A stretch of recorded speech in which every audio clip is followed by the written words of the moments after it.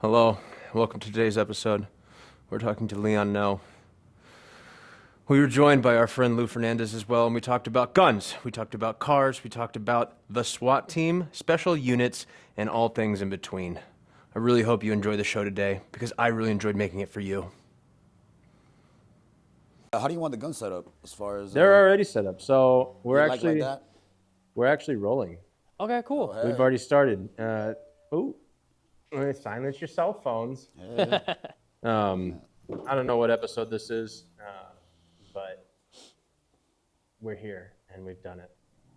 We Cool, got man. Lou. Give me your name. Hi guys, my name is Leon Ngo. Excuse me, sorry. Lou? Yeah, I know. It's already. I got channel 1 over here, channel 2 over here. I've been mixing my cameras. Leon and Lou. Sorry, go ahead. Hi guys, my name is Leon Ngo. How you spell that last name? Last name is it's a Vietnamese surname, so Ngo. It's the G's pronounced silent. It's kind of like winds. Yeah, I bet people mess that up all the time. Yeah, they kind of do.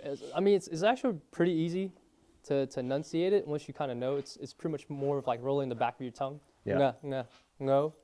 Yeah. When you know, you know. So. No. His last name is Ngo. What do people usually do? They're like, hey, what's up, Ngo?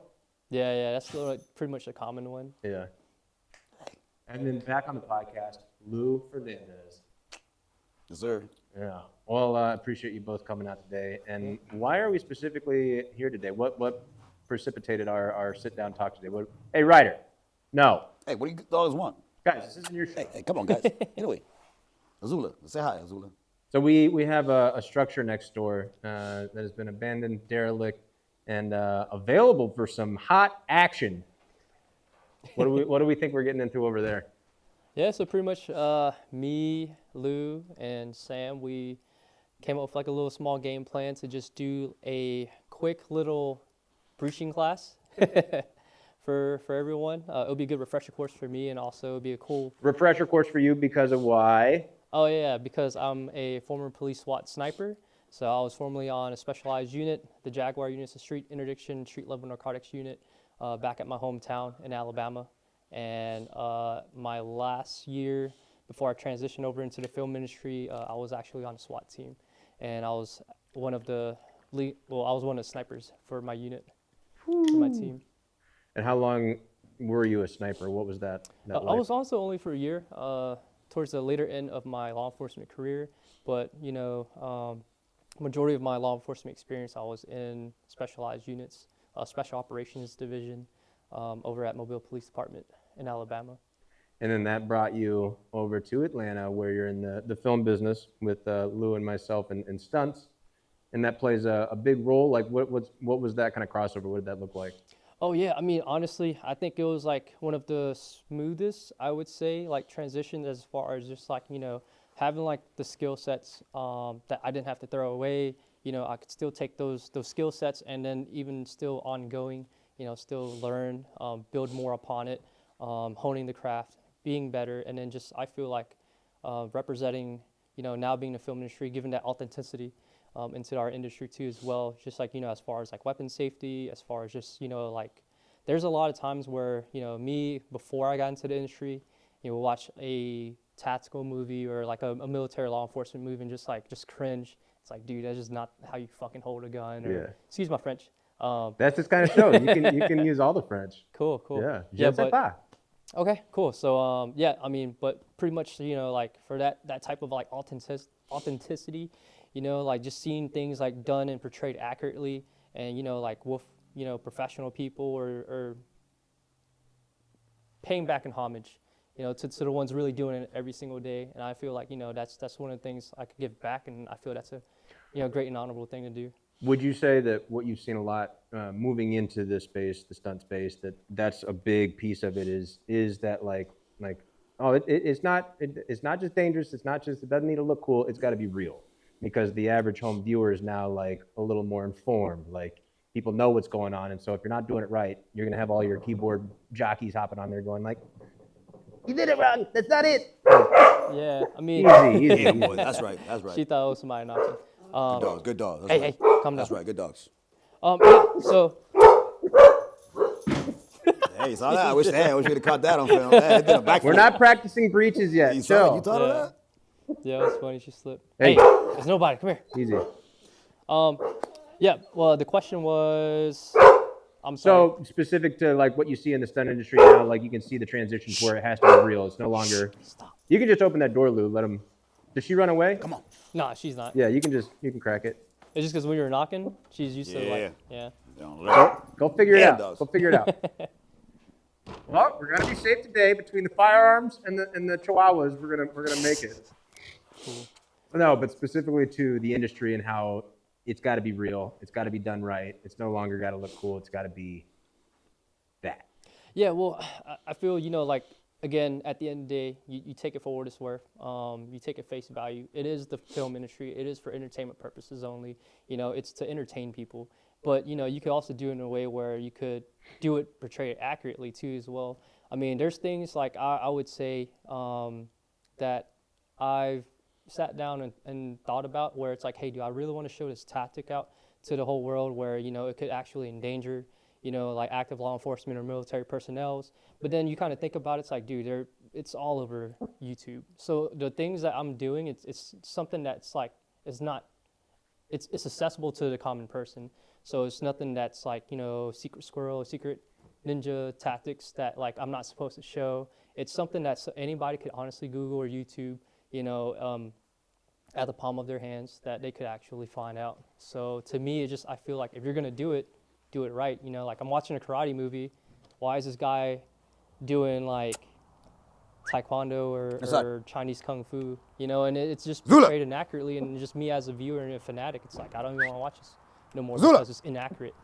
So I feel a lot of times like a lot of these like military guys or law enforcement guys, they lose interest in a lot of these like action movies just because it's portrayed inaccurately. And then, versus like, look at John Wick, for example. Like Keanu Reeves put in so much time and effort, and I applaud like, 8711 team. They did their due diligence, just honing their craft, like put in time and effort to really make it as, practical as possible, but also, of course, for our entertainment too as well. And they did it beautifully, man. And I feel that we could also give the same thing back too as well. Yeah. I feel being into the industry, it's a lot of, I'm realizing there's not a lot of tactical guys, there's not a lot of veterans and law enforcement people than I thought. Just like how I got into the industry, I thought everyone's Jackie Chan. Everyone knows like, some high level like karate or martial arts and stuff. It's like, no, that's not the case. It's like there's only a few of those guys around the industry.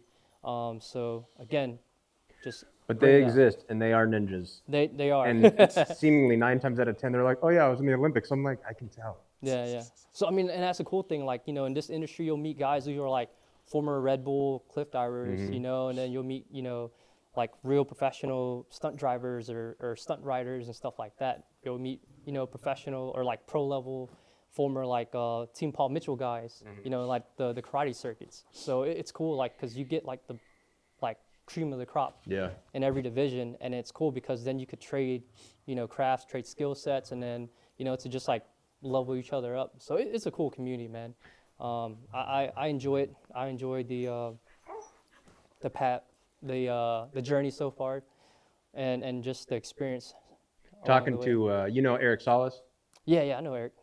Talking to him just yesterday, we were talking about how the transition to your general fall guy. It's there's a lot more specialty guys now where it's like it's not like, yeah, I know how to go and look cool clearing a house on my own in some regard, not trained tactically, I don't have the squirrel technique, you know what I mean? I'm not on the Jaguar squad, but I can get by. Whereas now there's a lot of these really technical, like the Red Bull cliff diver, the former SWAT member, like, and so when your John Wicks pop up, it's like, oh no, that is the guy. Like there are a lot of those special, specialized dudes, and that's always really cool to see and how the crossover happens.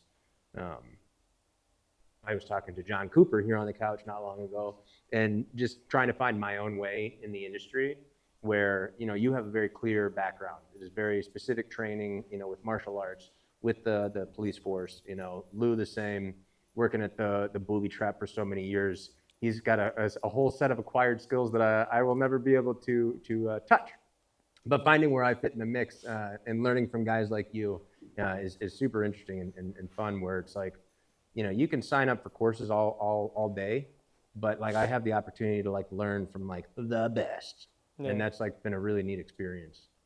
Yeah, no, I totally agree. I mean, like, again, I grew up hometown, Mobile, Alabama. So just for me, I could only get myself to a level where I'm going to plateau. Because, you know, just like the best of the best in whatever field that you want to go to, like, they're not in your hometown. They're like in LA or New York, where it's like, you know, internationally, like, that's where all the best of the best are going, you know? So, and I just feel like with Atlanta, that provided that, you know, like the opportunities, the resources for me to, you know, up my game, and then just like help me evolve too.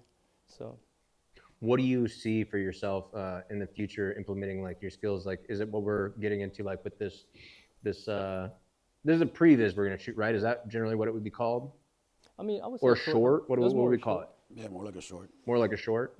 And so something like this is going to come together not just for the practice of a thing, but to showcase like, hey, just so you're aware, if you want to hire me, this is what I'm capable of doing. Like that's kind of what it serves. Yeah, pretty much. I mean, as far as that, like we are in a very unconventional, you know, industry, and so it means that we'll do things more unconventional than the common, you know, normal like blue collar industries. So for us, like we don't have a typical resume that we give out. You know, it's like it's more of like just because of that, it's kind of hard to, you know, really vet those unless you just know those individuals. That's on the piece of paper. It's easier just like, okay, well, can you do this high fall? And then you just show people you can do a high fall versus telling them, you know, and then just like showcasing people that like, okay, well, he's able to provide the proof, you know, of what I need to see for him to do the job correctly. Yeah. So I just think with that too, just it kind of helps solidify that. What when you were talking about being a SWAT member, what is the resume that you bring to the table when you want to transition from general police force to a specialized unit? What is that typically like?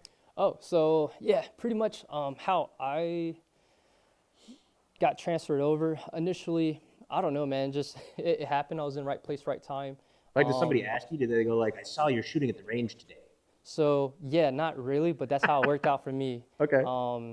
Yeah, I was the first Vietnamese police officer in my city, my hometown, which I Is that did not the do. appropriate thing to say? Viet? Vietnamese? You Yes. just correct. shorten it? Yeah, Vietnamese. Viet. So Well, I don't know what you're allowed to say these days. He got Yeah, me yeah, into you're the good. pho and the banh mi. He got me all into the yeah, Vietnamese. so I mean, you can say Vit for short. That's Vit? what I say. It's Okay. like Vietnamese. So I was like the first. My brother, he's still actually active back there. So we're the first Vietnamese brothers in our law enforcement like hometown city. So with that, I just kind of had an eye on me for a while. You know, people were just kind of They scouting got your me face already. on the side of any buses yet? No. You too can be on the force.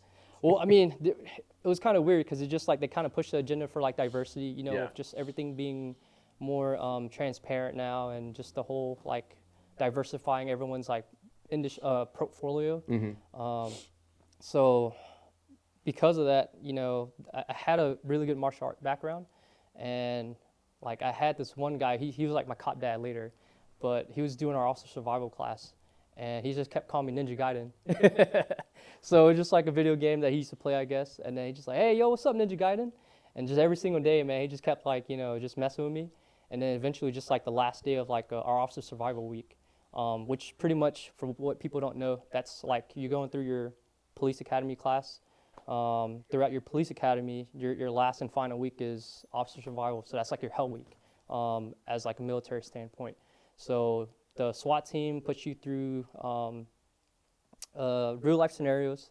They'll start you off kind of slow, like a traffic stop and whatnot, and they'll physically and mentally induce stress, you know, in a controlled environment, and see how you handle that situation. And they train you for the real life thing. And so just every single day, man, he just kept messing with me, calling me Ninja Gaiden. And then once we got done with our officer survival week, you know, I just like pulled him to the side, like, hey, yo, Corporal Jones, like I know you've always been calling me a ninja and stuff. You want to see some cool ninja stuff? And he was like, yeah, let me see what you got. And then I just did like a butterfly twist, and then he just lost his shit, man. It was like I knew I had him. Yeah. So it was just like he's like, oh man, like dude's just like stone cold face the whole entire time, like just super swole dude, and you know like type A personality. So I was just like, you know, he'd probably get a kick out of this. So when I did it, and you know, like I pretty much, you know, made him break his character. That's when I kind of knew, like, all right, you know, I got on his good side. Yeah. And then from there, just I guess he always had an eye on me, and just towards I think 3 months out after my FTO training, he just came up to me. He approached me. Just became a sergeant for the specialized units, which is Jaguar units, and yeah, he asked me to join. How do you even get a name like who picked out Jaguar unit? So Jaguar unit was actually a old special operations. Again, it's a street level narcotics unit. It was actually based off of the Atlanta Red Dogs, the Atlanta PD Red Dogs. So they're a street level enforcement unit, street level interdiction team. So that's kind of what they are. They just like, their main job is to police the high drug and crime areas, and it's show of force, but also it's more of like proactive policing. You know, so instead of This is over the last decade. This has started over the last. Been I around? believe that unit was started back in like the 90s. It's a pretty old unit. Was that when Miss Reagan was like, drugs are bad? I believe so. I'm not Yeah. sure exactly, but it's been around for a hot minute. Okay. Like during that time. Ryder, enough. Leave it.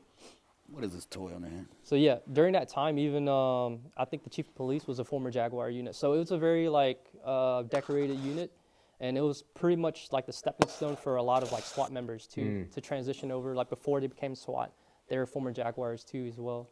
So it was a pretty prolific unit to be in, which I didn't know. It was just This is what you were doing. yeah, it's just like, you know, I was just doing my thing, just getting out my FTO training, which is your first 3 months after your police academy. You go with a veteran police officer, and you're pretty much like his shadow, and they just take you through different precincts. And once you get out of that, then you're finally solo, if you're a beat cop or a patrol officer. So I was only a patrol officer for like 3 months, and yeah, just like doing like Mardi Gras detail, he just kind of flagged me down and was like, hey, yo, come here, let me talk to you. I'm like, yes, sir. And it's like, hey, what do you think about joining Jaguars? And it's like, oh, well, I thought specialized units, you got to be like at least 5 years in or something like that, because they're normally like transfer requirements. You have to have like 3 or 5 years. You know, each agency is different, so it just depends, but it's circumstantial, you know. And he's like, well, I'm asking you. It's like, you want to or not? I'm like, you know, at the time I was only 21, 22, so it's like, you know, opportunities like this, they don't just fall on your lap, and there's a reason why. Are they leveraging your youth too at that point? Are you like doing undercover stuff where you're like? No, so for us, No? like, you know, when we did, I'm just picturing 21 Jump Street in my head. yeah, and so I mean, like, we do very similar things, but instead of like being in, you know, regular gear, regular outfits, you know, street clothes, we're actually in like full uniform. So Wow. we ride around in like Because you're showing force, you're showing a presence. yeah, so we ride around in like our Jaguar unit vehicles. They're still Crown Vics.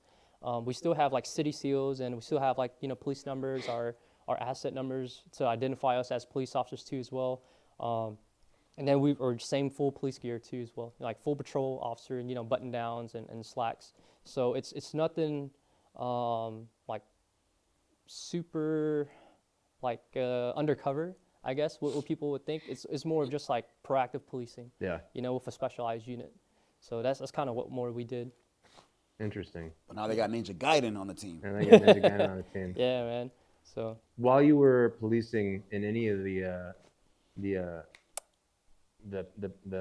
whole course of your career, did your martial arts background ever serve a purpose other than, like, were there times where you were like running through katas, going through like, oh yeah, man. I mean, honestly, like throughout my whole entire law enforcement career, like, yes, I've put my hands on a lot of people, like, you know, apprehensions. Like, people don't understand and realize the majority of like your apprehensions, 75% of it goes to the ground. So why do people not train Brazilian Jiu-Jitsu and stuff like that? For me, like, you know, again, I'm very empathetic of everyone's situation. At the time, I was young. You know, I did martial arts since I was 11. Going into it more than half my life, you know, I was like starting off 22. You know, still ongoing my training. That helped out a lot because I did Sandao kickboxing. So that's a Chinese full combat. What's that first word? Kickboxing. Sandao? Sanda, How do you spell that? Sanda. Okay. So it's a Chinese combative kickboxing. So it's pretty much like MMA, except you don't go to the ground. Everything's all striking based, but you still have like your judo throws, your hip tosses. You still have, you know, your wrestlings, your shoot-ins, takedowns, two-leg takedowns, and stuff like that. So to me, it made sense because the Chinese, they also use that too for their military and law enforcement, you know, combatives. So I was able to transition that and make it very functional.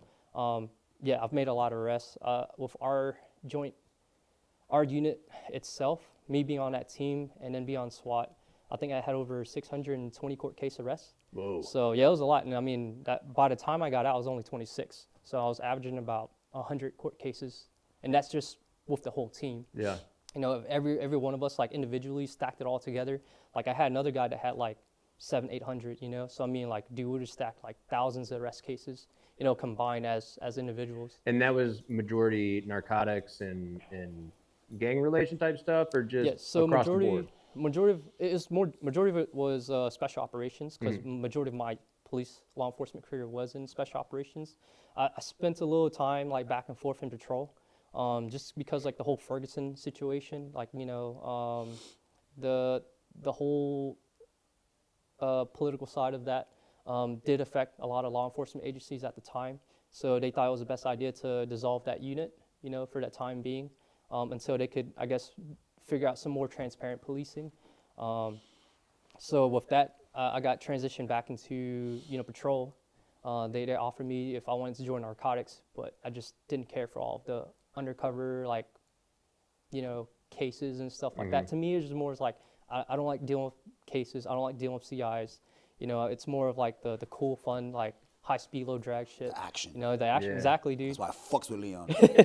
So, I mean, and that's kind of what drew me. Like, I never had any intent to go, like, when I first transitioned, like a lot of things in my life, it's more of just, you know, I do it and I try to do the best I can in my abilities. Try not to suck ass, you know. Try to be an asset to my team members and to the ones around me. It's just the way how I was grew up around a family base, you know, a kickboxing team. You don't do it just for you do it for the guy next to you. And so, like, our unit also shared the same LT as a SWAT team. So we actually shared the same office. Like, I grew up with these guys. And it just made sense that, like, when that whole phase, I didn't have anywhere to go. They stuck me back in patrol.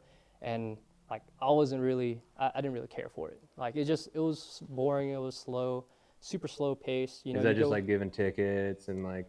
Yeah, so it's like going from like always doing jump outs, you know, car chases, foot pursuits, you know, running and gunning, in a matter of sense. And then you go get stuck in like the suburbs. You I know. saw you texting while you were driving. Yeah, it's Pull like- it over. It's literally like that, man. It's a total 180, and you Yeah. know, like my biggest highlight of the day I remember would be answering 2 false, you know, house alarms. Oh, And then it's like, yeah, you go from like doing that, like, you know, making car chases and foot chases like on a weekly basis into just like doing that like every single day. yeah. It gets kind of taxing, yeah. you know. And then that's honestly when I started transitioning over into the film industry from a friend. He reached out, and then coincidentally at the same time, one of the SWAT corporals, he reached back out to me. He's like, hey man, we want to pick you up for SWAT, and just get ready if you can. And that's kind of how I made that transition, because again, just I feel. Well, that so then you things- you were at a bit of like a crossroads where you're like, I see stunts as a potential transition out of patrolling. I see a lot of the same, you know, skill sets I have, but then simultaneously you got kind of poached by SWAT. Yeah. So I mean, initially, what it was when the whole situation happened, like, dude, special operations, Jaguars, like, that was my, you know, my sense of belonging. You know, that was my home. So when that unit got dissolved, I didn't know what else to do, man. Like, to me, it's just like, okay, well, I'm getting kicked out, and I don't know what else to do. Like, I'm just all Jaguar, you know. Like, me and a friend, we did try to look into going to Dallas and trying to try out for some of these agencies out there, but just no luck, man. They have they have a really high standard, and I applaud them for that. And they have a lot of solid candidates. So I mean, pretty much, you know, I just got kind of washed out. It was mainly more for, I think, because of, I know it's because of the situation that it was involved off duty, and I was just helping out a friend, and kind of got out of hand, and that kind of affected it. And it was just like too close of a time period when I was trying out for another agency, and so it just kind of. Did you end know. up on the other side of the law? No, it wasn't that. It was Oh, just, okay. it That's was- what you made it sound like. I was like, No, what it did was- you it do? was- So I mean, Robert Banks. because you know, I'm not with the agency no more, so I can talk about it. Okay. Pretty much, it was just I had a friend. He had a situation where his brother got involved. you know, with, I guess you could call it a DV, domestic violence or whatever. Boy, girl, anyways, like the lady friend, he was taking her home, and then she had a older gentleman that was, I guess, like an ex-boyfriend, and then he just got fucking irate and just like start bashing on the little homie's car, you know, and my friend calls me like, hey, Leon, like this dude's like bashing up my little bro's car, man, I need your help. So me just being me, it's like, all right, dude, like I got you, I'll be on the way. We get there, we see the car all fucked up, and then he's like, hey, well, if he's still down at the house, cool, did you call the cops? Yeah, they're on the way. All right, sweet. Well, before he dips back out to Pensacola, Florida, because he was saying like he's gonna try to run, it's like, let's try to get his license plate real quick, and at least like police has that information so you press charges. We get to the house, you know, I see the car that he described, cool. All right, well, let's go ahead and start, you know, like taking pictures. As I whip my phone out to grab a picture of the license plate, dude comes out, you know, in the front door, closes it. Okay, cool. And then he comes back out like a split second later with a baseball bat in his hand, like beeline straight towards me. And so right then and there, it's like, you know, just automatically everything just kicked in second nature. I had concealed carry, you know, I pulled my weapon out, drew it down on him, gave him verbal commands, you know, get on the ground, get on the ground. So he got on the ground. I thought everything was good. Thought we're gonna get him, cool, sweet. You know, he's gonna have to own up to all this shit. Then next you know, it's like, unfortunately, the older brother's not trained, and then he decides to take it upon himself to, you know, handle things his own way without consoling me first. You know, it's just within the heat of passion, man. Everything just happened so fast. So yeah. So things kind of escalated. He got a shot on him, like he kicked him while he was on the ground. You know, so it's just like that just fucked everything up. Yeah. And it's like, yo, bro, that's not the That best just thing became to do. a thought, man. Yeah. So, you know, that whole ordeal happened. The police gets there, puts him in the back seat. He's cuffed up and stuff like that. Then he noticed like there's a little bit swellness and red to his face and a little bit of like bleeding from the lip and nose. And then it's like, all right, well, this dude's saying that somebody kicked him in the face. And of course me just like, I did not fucking kick him in the face. And then, you know, the friend's like, well, I didn't kick him in the face neither. Oh no! So it was like, bro. Stick to the story. Yeah, dude. Well, it's more just like, you know, if you're gonna ask me to help you in a situation, on the fact that like, you gotta know, man up. yeah, just like, hey, Own your bro, like shit. if the situation's under control, like, just Oh no! you know, just let it be under control. Like, honestly, it would have worked out perfect, bro. Like everything was played by the book, nothing happened. But then, if he didn't throw that kick, everything would have been fine. Yeah. But then the fact that that escalated everything and just made the whole situation 180. Yeah, bro, it just sucks because even then, like, during that time, like, people were making it like, oh, so here you're running around, like, holding people at gunpoint and letting your boys kick them in the face. It's like, dude, that was the whole thing going around, like, the agency. So I want to make that clear. Was that all in jest and for fun, or were people trying to give you a hard time? People were giving me a hard time. I mean, like, I had friends, like, that were my, you know, on my patrol unit. Are they just up on business about that ball? Nah, Azula just being Azula. All right. Yeah, she wants like that. But yeah, it's like I've had people give me shit, but then I've had people that's just like didn't even know the whole situation, thinking they're cool with me and like, yo, dog, like, you know. So it was very very annoying and frustrating because you just running your name through the mud and just like, you know, tarnishing your character. Because that's not the type of person I was. You know, I honestly was there trying to help a friend. Obviously, like, you know, he took it upon himself, which I had no control over, and which I did not know he was going to do. And then just You guys made the still friends? situation worse. Yeah, we're still good friends. I mean, like, I'll Did hit he him up later on sometimes. just be like, my bad, dog? Yeah, he did. I mean, again, you know, it's like he had a pretty rough upbringing. So again, like, I had a lot of friends who pretty much, you know, like, they grew up on the streets. So I understand that street mentality too, but there's a time and place for it. You know, we're young, but specifically, like, you know, he didn't understand the discretion as far as the situation, because for me being there, I was just trying to handle it as a off-duty law enforcement officer. He was handling it as, hey, I'm gonna get payback for my little brother. So it just, you know, it should have been discussed, but it just, at the end of the day, it is what it is. Like, situation happened. It's unfortunate, but that was kind of the thing, like when I went to Dallas to try to apply for that, because it was such a very new thing. They slapped me with like misuse of police authority, you know, and it's like, all right, well, that's what's gonna happen. And it is what it is. But I kind of was like over my head for a while that I had to kind of fight. And I think that was a push to where it's like, you know what, well, if this law enforcement agency is accepting me, I'll go back home to Mobile, but I'm gonna make it the best, you know, experience while I'm still here and show people that like there's a reason why I'm still here and there's a reason why, you know, I got the opportunity to, you know. Oh, shoot, hold on, sorry. Go ahead. Meg was picking up something for me off the marketplace. Oh, nice. Hey. Okay. Hey. I just saw all your texts and calls, my bad. Oh, that's okay. We got a loaf of bread already. A loaf of Yeah, bread. just that dot? We got a loaf Yeah. of bread already. Yeah. You were able to get it? Yeah.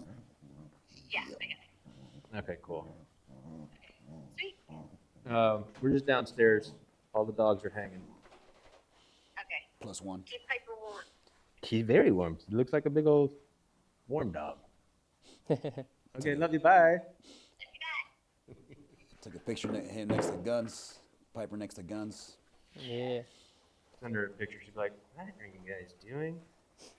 So sorry to interrupt. you're good. You were able to retain some respect. You were able to Yeah. head back home. Yeah, so I mean, like with that, I think that was like my drive and my passion was like, well, more of my drive was because the show paid.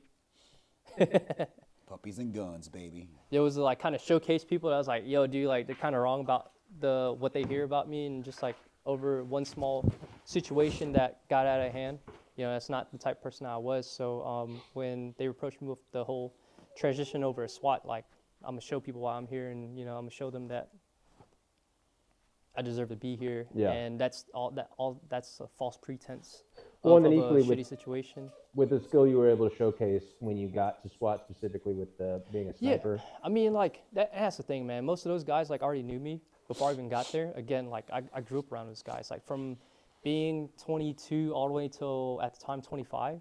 Yeah, like that was my office. So for majority of that time, like you know, they all knew me, but they also, getting back to what you were saying earlier, you know, the reason why I got picked though is because being that young, they're able to mold me. Yes, understandably that, you know, you do have to have typically 3 years on, you know, before you put in a transfer request.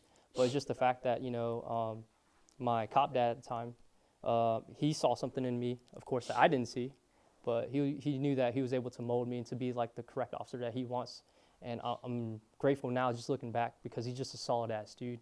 Like, you know, squared away, type A personality. Need you guided. Yeah, but I mean, it's like he's a former like Marine drill instructor.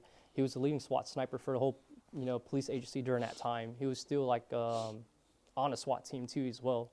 So just for him to see whatever he saw in me and saying that, hey, you deserve to be here, you know, that's a statement in itself already. And then the fact that, you know, the guys came out, like I've had a lot of people get mad at me because they were coming to me like, who's this new fucking kid?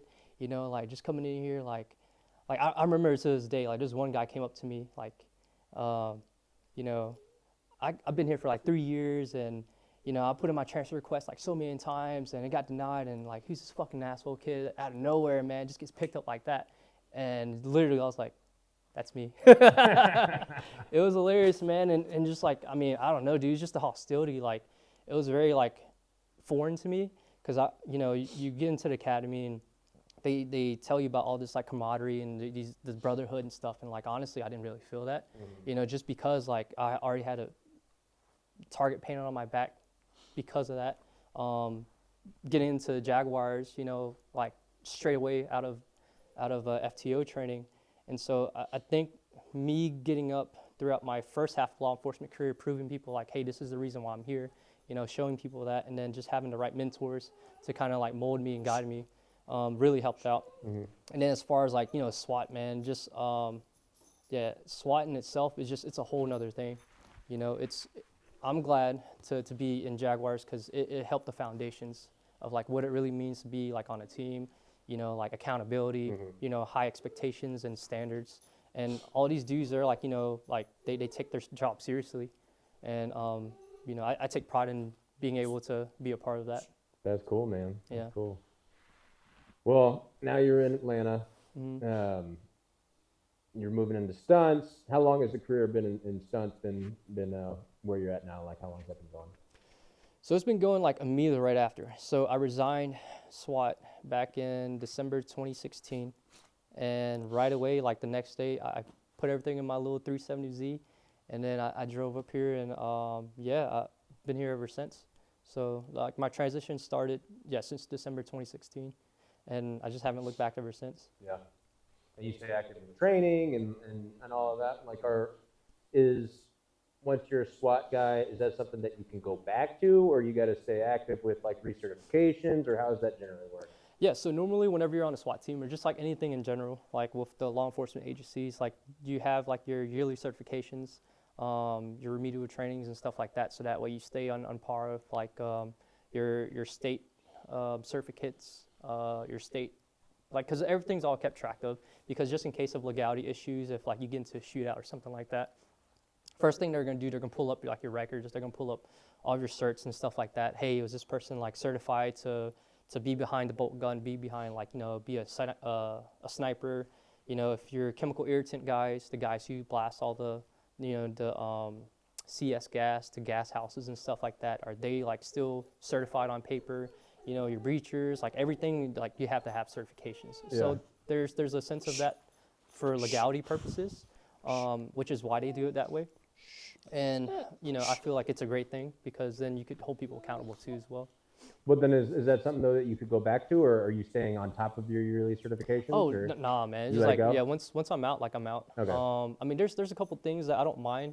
Like I'll still take like some, you know, remedial training refresher courses. Sometimes like I'll go back home, you know, I'll just kind of, my older brother, he's still active duty, you know, like he's still, he actually transitioned over into the county now. So he's working over, I think, doing like street interdiction and whatnot. He's still pretty active with doing SWAT stuff. So I'll go back there and just, you know, kind of pick his brain. Hey, what are you guys doing now for new tactics, or what's modified? You know, what makes sense? Because again, like I want to bring that authenticity. You know, I don't need him. What? Shh, quiet. Being rude, Azula. Yeah. Damn, you being rude, Azula. What does she want? Does she want to go upstairs? Is she cold? I She'd guess, be like I that. don't She know. has ADHD. She We needs to can be like, we can open up the door upstairs and she can just. Yeah, that's cool. If you want me to do that real quick. Yeah. I'll do that, man. Yeah. Go ahead. Thanks, Yeah. man. Azula, man, damn, being rude. There's water up there. You can sit Come on on. the heating pad, Join us, Azula. Azula. Yeah. Come on, when you want to go up there, hey, Ryder, the, short around. Ryder, the- short around the house. And don't forget your mic's on loose, so whatever you're. Oh, yeah. Yeah, don't go like drop a deuce or something. Are there like frequently like new tactics to learn? Like how often are they rewriting the book on? Because I guess I would even say like when we were at Cutler's place last, handling the rifle, some of that technique was different to me than I had been used to in the past. Like outside of having to switch from left-handed to right-handed. That being its own little thing, just on the barrel, the distance down and control in that sense. Is that stuff frequently updated and Yeah, I mean, I feel like it's just like anything, right? If you take, you know, sports, if you take like even, let's say for instance, martial arts, you know, the average person nowadays isn't gonna fight how they used to fight back in the 70s, you know, like UFC, it's a lot more, what's the word I'm looking for? It's a lot more accessible compared to back in the 70s, you know, like back then if you really want to learn like boxing, kickboxing, or like a jiu-jitsu technique, you have to go to these like, you know, specialty schools, you have to go to these dojos to learn these techniques. Nowadays, bro, it's like it's at your fingertips, you know, and it's like the game's always evolving, you know, like you got little 4-year-old monsters, man, just like tapping people out, and I feel like it's the same thing with like tactics. Tact is always going to change because the situation is always going to change. You know, we have like more technology, especially just with that, you know, weapons. Tactics will always change and evolve because of, you know, where we're at in time, in our place. I have a stupid thought in my head that like part of the new tactics is one day going to be like dance battles, where like cops show up and it's like, you know, everybody's ready for a fight and they're like different kind of fight, and then we just like start popping. Yeah. Well, I mean, even then, I'll talk about like this one thing. So I was doing a katana kenjutsu, Okay. With Nate Hibbs, he's a fucking badass. You know, he's a karate specialist. You know, Katana being just a short-bladed kind of sword. yeah, katana, Japanese katana. So he I'm practices saying this for art. the person that's not. Oh shoot, my camera died. Stand by. See, these are the pitfalls you gotta like. I have constant power on that one, and so it just won't die. Whereas here, it says "farts you, dude." Hot brick. Hot brick. Hot brick. Swapping. And then fortunately with this one right here, that's my safety that I can jump back to. I'll have the door open. That's good. If she's happy. Yeah, she's not mine anymore. Piper, you like the guns? I sent you a picture I took earlier. Okay, speeding. She looked cute there with We all got the a red guns. light there. We got a red light here. We've been rolling for like 45 minutes. All right, man. Azula, don't start that bullshit again. Azula, with your little She says, whiny, "You guys miss me?" oh, little needy ass. Can she sit next to you? Yeah, she can. Zola, come here. Azula, sit next. Come on, come here. Be good to your owner. There you go. Ooh. Be good to your owner right there. Big jump. Yeah. That was a jump. Oh, it's okay. Ryder. It's like, that's No. my seat. Take your pick. Where were we? We're talking about certifications and all that good stuff, how it applies. Oh, if it's okay. So like I ongoing. made this stupid joke about everybody's going to be dance battles Yeah. pretty soon. You go, well, actually. Yeah. Well, I mean, so getting back to that, I mean, even for me, like when I was on the SWAT team, like, dude, we were running like 90s tactics. We were running like, I had like 90s hand-me-downs from dudes like, you know, body armors back in 1995, man, and it's like 2016. Yeah. You know, just old, wore out and torn up equipment and weapons and just tactics in general. It just like, you know, like we didn't have the best funds. We didn't have, you know, This is Mobile. yeah, Mobile. How big is Mobile? Mobile's, I think, a population of close to 200,000. Okay.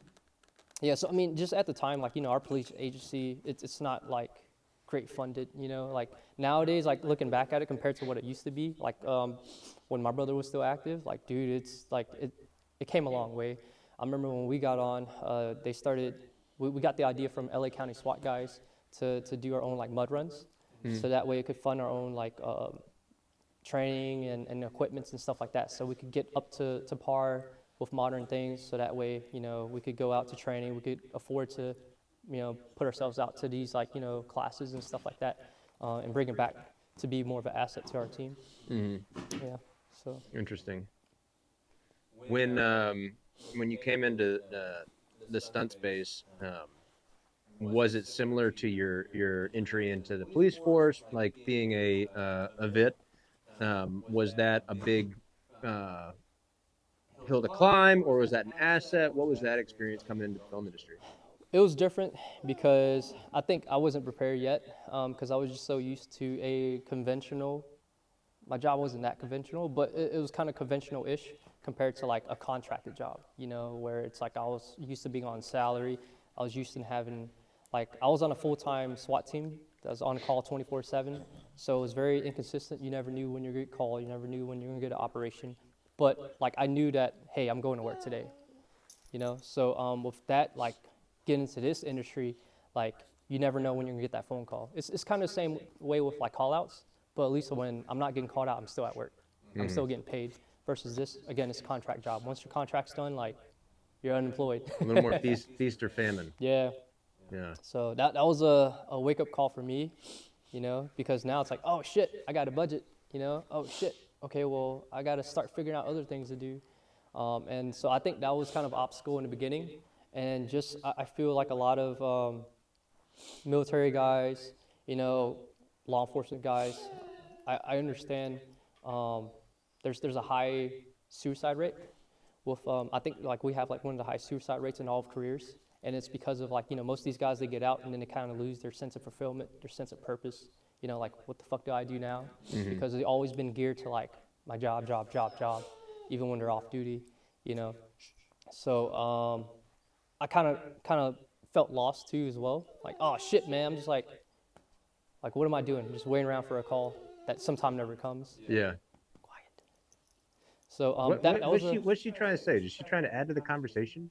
I guess so. I think she wants to talk. I don't know. I think She wants on the podcast. ball. What do you want to say? What are you saying? You want to play with Piper? But yeah, just I think that was a hard transition, just because it's like, being around a bunch of dudes back in the day that are just like squared away, super professional. Again, me coming from being 22 to 26, being around guys that's like my dad's age, that's like a grandfather that has like their own family, that are like just fucking grown ass men who's done a lot of fucking heroic shit, and me being like kind of baptized into that experience, it was different because then like you have so many different types of characters and individuals from different backgrounds and places. So it was kind of hard to relate to in the beginning. Yeah. But then, it's just like anything else, man. It's like laws of attraction. You find your people. Positive attracts positive. And so, I mean, like, you guys, Lou, like, I tell people, man, this dude keeps me young. He always invites me to go out, go shoot, and like, he keeps me on par with my ongoing training with like, tactics, and just I things like learned that. a lot in from general. Leon. Yeah. He teach me his ways, so I learned a lot from Leon and stuff. So Yeah. yeah. Well, and is that something that the two of you guys play into, like the ethnic piece? Like, it's always a crapshoot for what projects are coming up or what's popular. What like right now, it's all these Marvel movies and everybody's a superhero. Like, what generally like do you gravitate towards, or do you find yourself getting calls for? Yeah, so I mean, I get called for, of course, the cast type. Hey, we need some, there's a Yakuza triad scene. I need that. I need some Asian guys. So we'll get called for that. And then there's like, war movies. Hey, it's a Korean War. So I mean, most of my stuff I get is gonna be fighting or tactical stuff, and so it works out. Are you moving into some of the driving stuff with the work you've been doing with cars? No, not really. Again, I'm just more of a let's look at what's kind of more in front of us instead of what's 20 paces, all the way down over yonder. Yeah. Right now, I'm just picking up more as a hobby. We'll see how things go more financially, how the year progresses. But as of right now, I do own a vinyl wrap, car installation shop. Was that something that stemmed you had going before the strike? It was something that's always been going, or something that you kind of diversified into through the time we had off? No, so that actually happened, I think, like year or two of me being in the film industry, just because figuring out that, hey, dude, like, I don't work every single day or every single month, and you just get those droughts. And so what people didn't know, like, I worked 3 different jobs at the same time. At the time, I was doing, I worked at a restaurant. I was actually at Ruth's Chris Steakhouse. Oh, I was going to say Maggiano's. What's up with Maggiano's? We got to go hit I was that working up. at Ruth's Chris Steakhouse, like going back to like busting tables, running food, like, and then eventually just serving again. And I was working a security job at the same time. And then on the third one, I think I was like teaching kickboxing at a local gym in the area. And then to me, it's just like, it's one of those where it's like, dude, I didn't come here for this, And it just felt kind of very degrading in a sense. I'm not saying like, oh, people who work that, it's degrading. It's just, to me, it's like, coming from this and then just like not doing those like expectations and standards, and this is what I didn't come here to do. It was really what's a good word to look for? It was an eye opener. It was very humbling. Right. Just starting from the bottom up again. So the progression in that was a mental struggle, because then you're just like, yo, dude, I'm just better off just going back home, But no, just meeting the right people like Lou, you guys. I would say Callie, like, I went through a tough time, even through like a horrible relationship that shouldn't probably have happened, but I'm glad it did.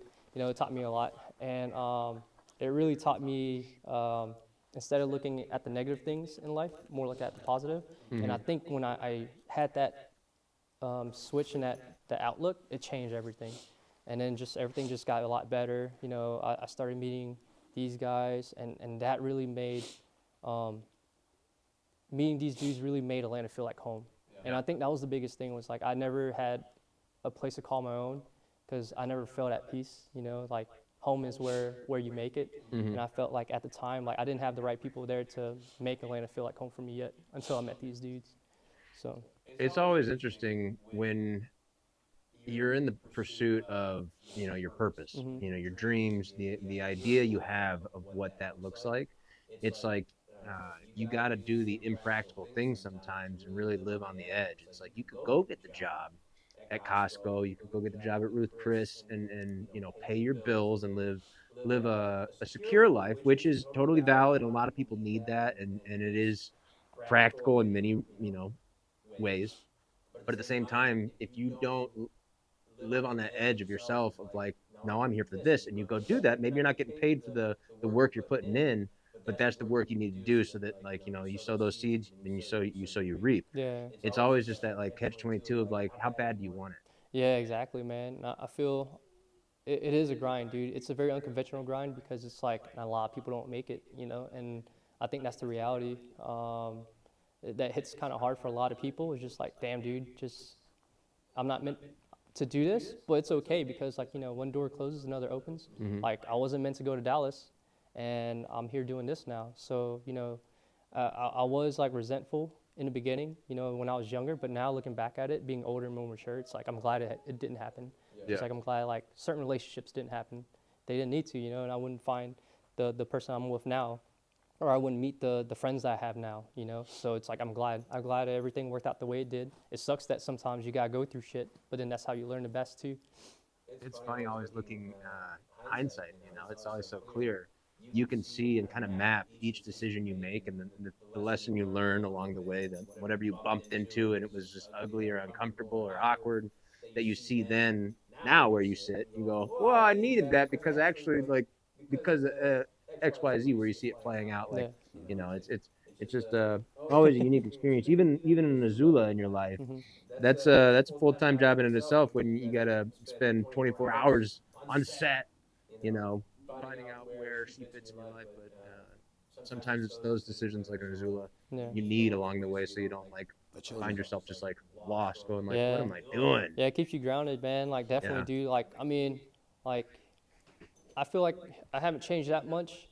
I don't know, man. It just sounds kind of crazy, like just thinking it and saying it out loud.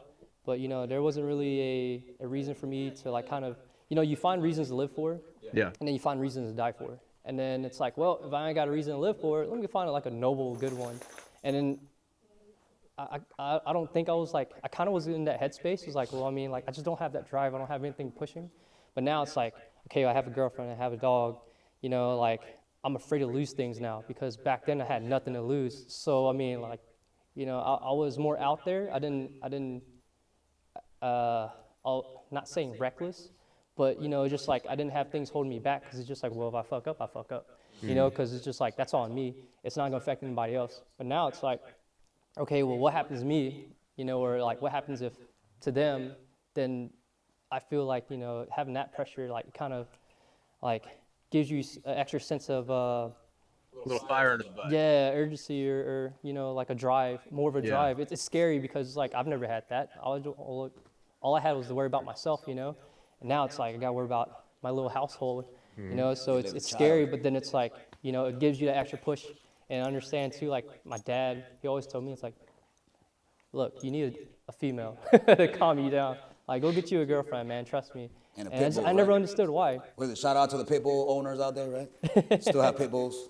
Yeah, man. But I get why my dad said that, because it's just like, you know, having more of like a significant other, having the right people around you to keep you grounded, you know, to keep you like, when you're getting off your path, like, you have to have the right people to get you back on the right way, you know, the right path of way that you're trying to go to for your goal. So I firmly believe that, man. Like, I feel now my goal is just to, you know, be able to provide and have the financial time and freedom to just enjoy life with my friends.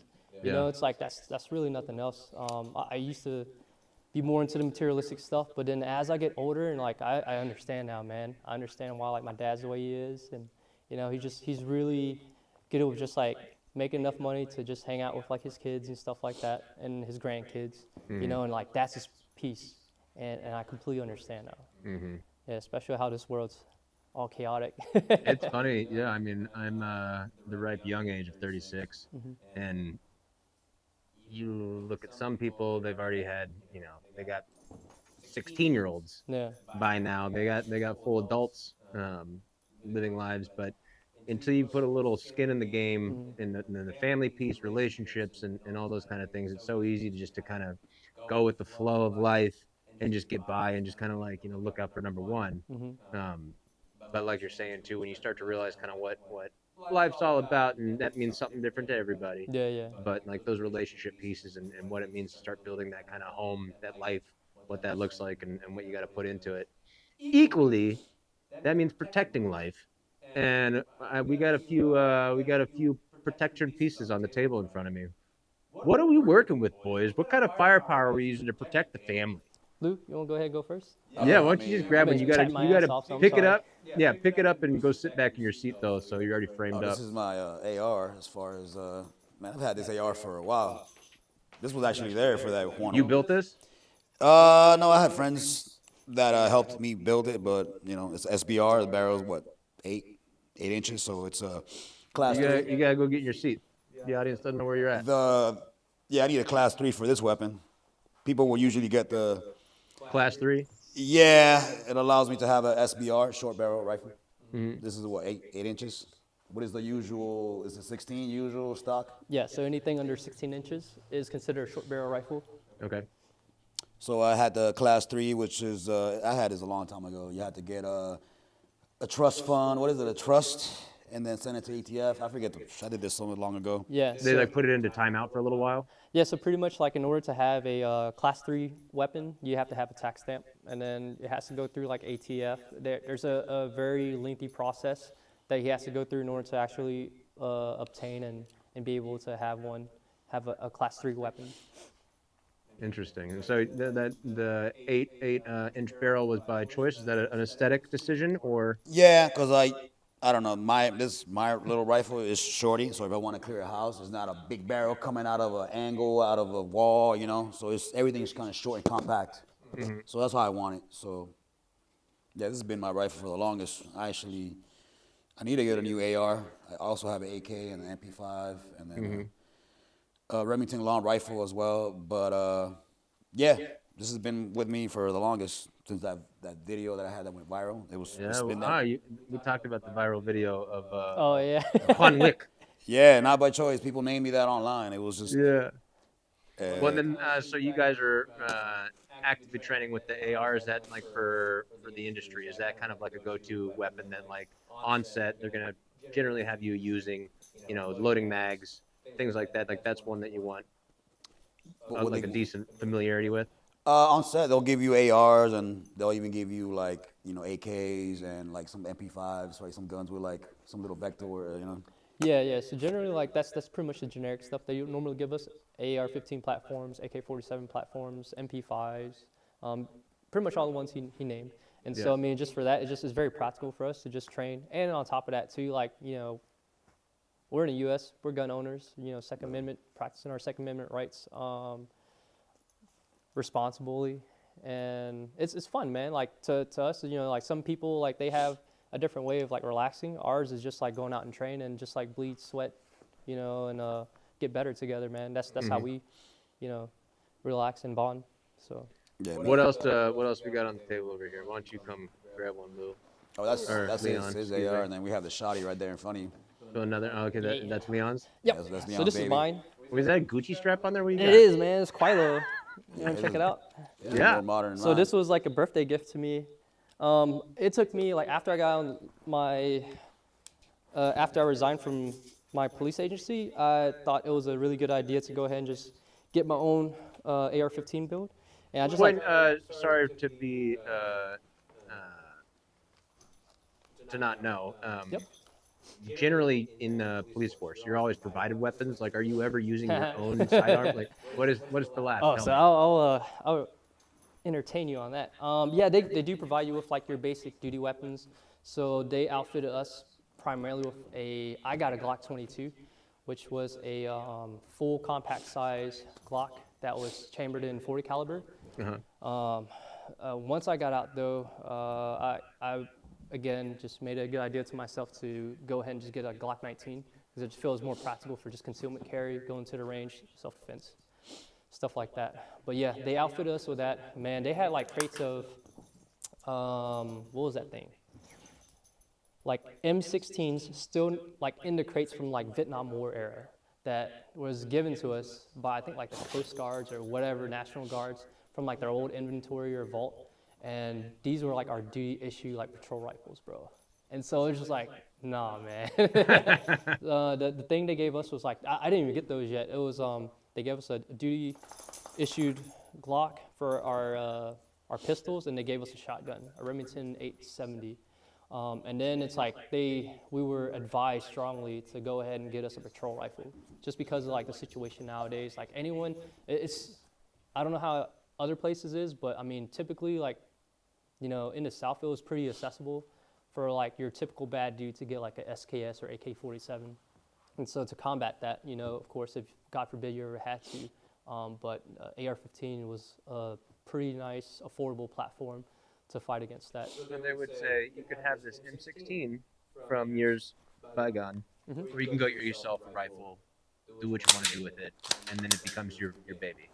Yeah, pretty much. And I mean, and that's kind of also a thing too, is like, you know, they tell us like, all right, well, if you get into like an officer involved shooting, that weapon, it's going to be, you know, locked up in evidence until the court case. So it's like, do you want to risk like having your gun away for like the next several months? So that's just kind of one of those things, like, you know, just people have to kind of just assess the situation and just completely up to them. When I joined law enforcement, dude, my base salary was like $29K a year. So, I mean, I was only making like $15 an hour. And then by the time I got out, I was making base salary of like 32, 34K. And that's with associate's degree, being majority time on a specialized unit, having like gang certifications, cartel certifications. Gang certification, okay. Yeah, so like they actually sent me out to school in like Mississippi to learn like, you know, basic gang knowledge, street gangs. They sent me out to do cartel Did you motorcycle get your gangs. hands dialed? No, I didn't do all that. So You but went it was undercover cool. as a gang member? It was Tell us cool that story, though. bro. Like, so the guys who did like, what was it? What's the gangland shows back in like MTV and stuff like that? Oh, Gangland? Yeah, on, like, I think on, that's what it was, History like Channel and gangland, right? stuff? So yeah, some of those guys who were like on the host, like they were actually like they were the same guys teaching us all that Oh, stuff. that makes sense. Yeah, so I mean these are dudes like Albuquerque, New Mexico, a gang interdiction team like Sergeant. You know, they're teaching us about all of this like gang knowledge that I never knew. Like, you know, you watch stuff, but you just didn't really see until like these guys actually like, you know, they deal with this every single day.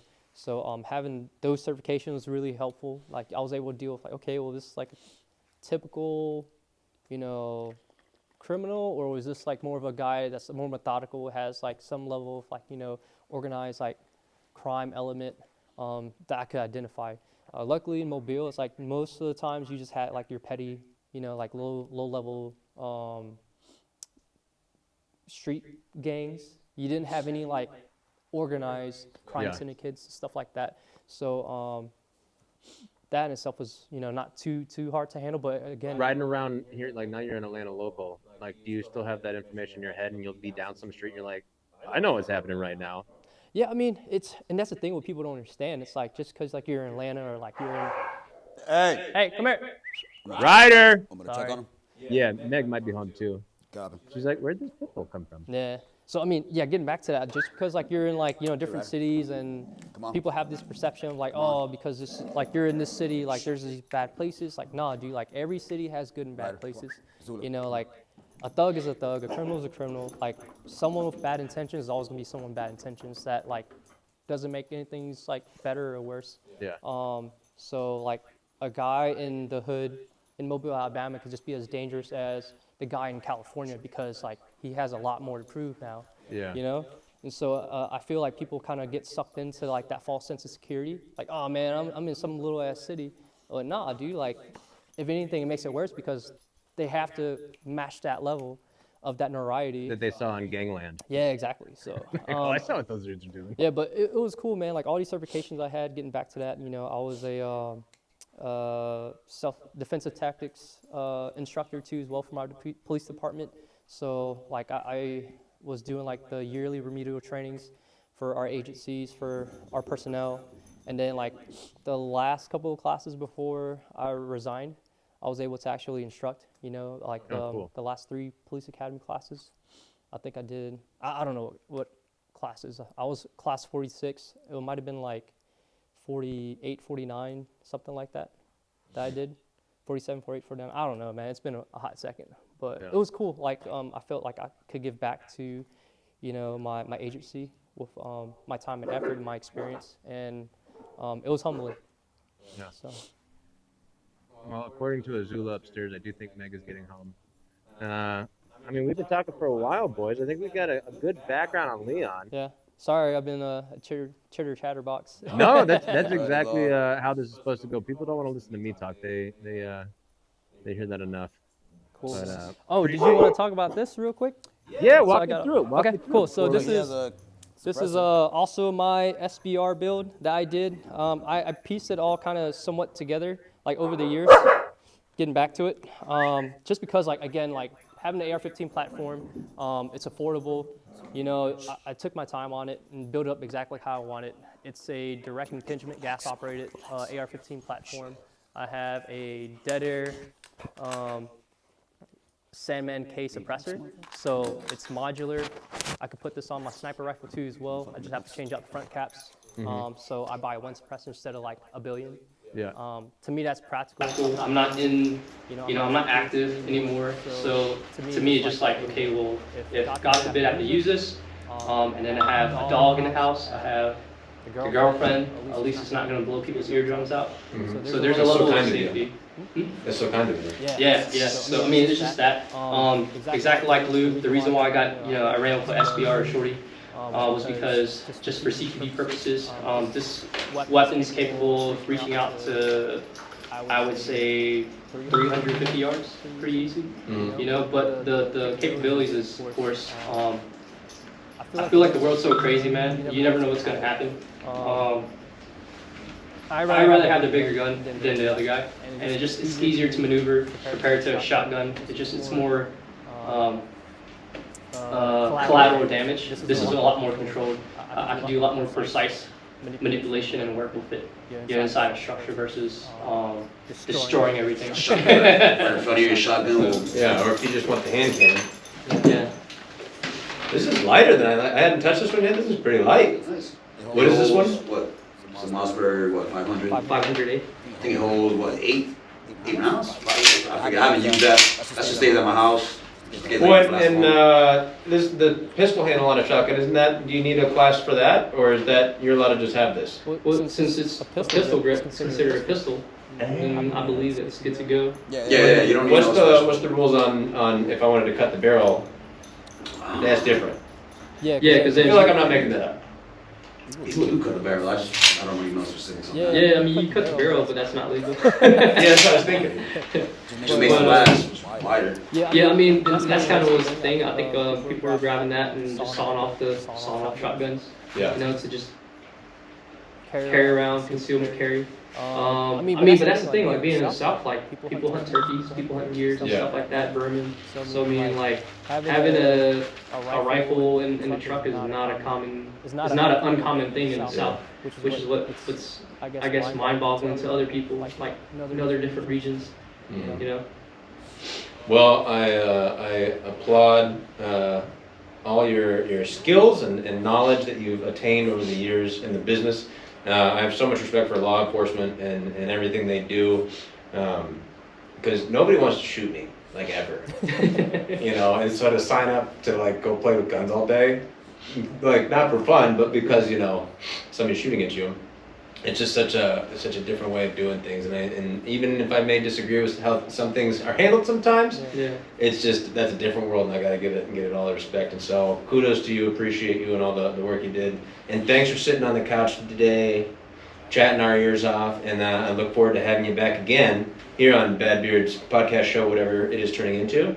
And at this stage, I have people now signing this table. Oh, really? Yeah, you signed it. Yeah. Go ahead. So let me grab the pen for you. Sweet, bro.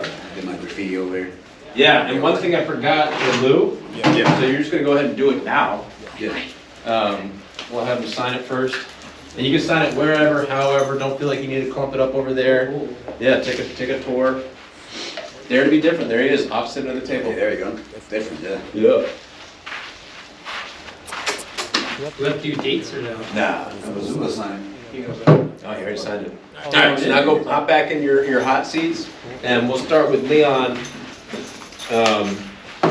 Tell people what you got going on, who you are, where to find you, anything relevant. Let them know. Okay. Hi guys, my name is Leon Ngo. You can find me on IG, Instagram at Leonidas, LEONIDAS_No, NGO. And pretty much, I don't know, man. Or you can check us out, Third Coast Customs Atlanta, or the whole Third Coast Customs page. We're all located in the southeast region, Houston, New Orleans, Miami location, and Atlanta. And that's wraps. That's like, what all do you do? So we do vinyl wrap installations, we do ceramic coating, we do paint protection film installations, powder coated wheels. So that's pretty much was my side business. That's kind of, been helping me keep afloat while I was doing stunts, getting established.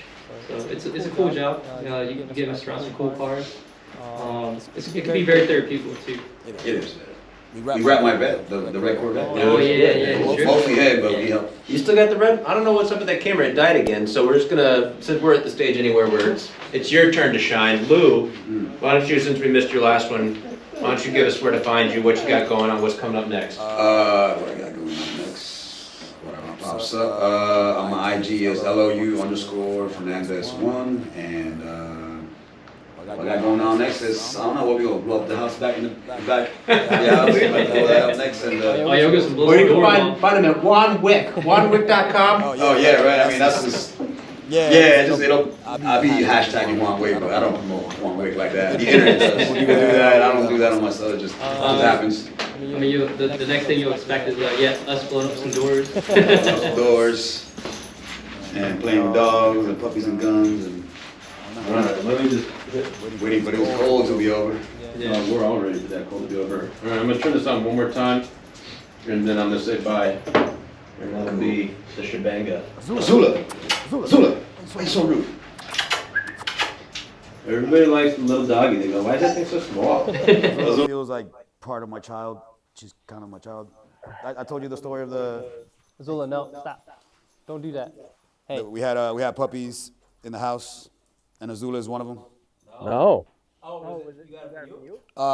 No. So where I stayed at the house when I first moved in here, they had a litter with pit bulls. So they had well, the mother was pregnant, and then like the owner and me, we were just there practically receiving puppies off coming out. So Yeah, he brought him into the world. yeah, the owner, Yellow Lewis, and me, and Is this why she's so yappy? This is what you do? I'm uncle. I'm the. Yeah, man. Brought her out to this world. I don't know if she got revived, but she was one of them. So Oh yeah, you guys did revive one, right? we revived one. I don't know if it was Azula or Bean or. We'll talk puppies next time. Well, I appreciate both of you, and I look forward to breaching a house. Hell yeah, dude. Hell yeah, we can do that. Stay tuned. We'll share it, and it'll be awesome. Until next time. Peace.